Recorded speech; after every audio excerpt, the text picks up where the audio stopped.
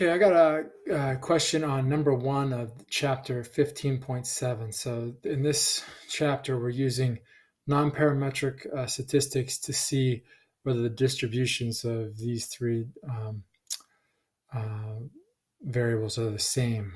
And we are asked to find a test statistic and a critical value for, unfortunately, it won't let us put in the p-value, which StatCrunch will do for us. But yeah, if we want to use StatCrunch to find a test statistic, we can just open StatCrunch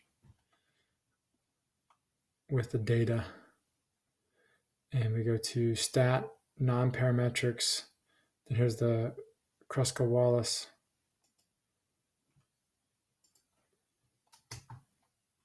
test, and we pick all three variables, right? Make sure adjust for ties is checked, hit compute, and we get this chi-square value of 3.74.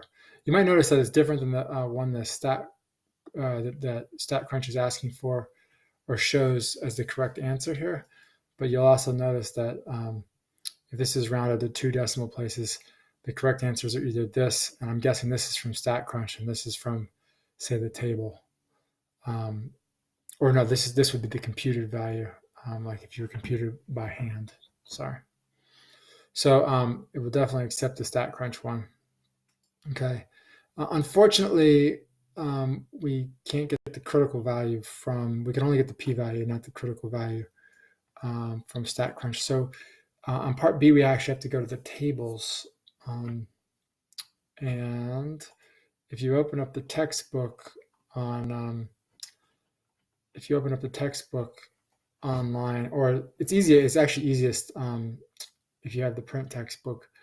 But unfortunately, there's a little color coding problem there that makes it misleading. It confused me at first, for sure. Maybe it won't be as confusing for you.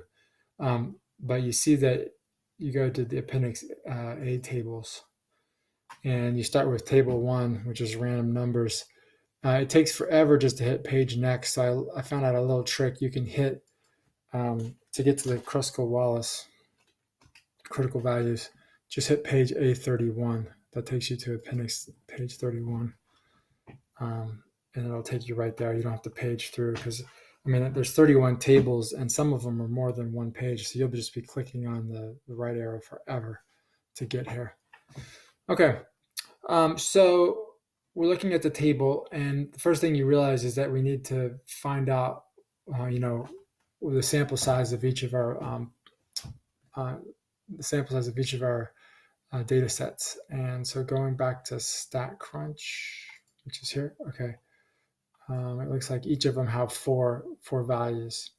So we find 444 for the sample sizes of each of those.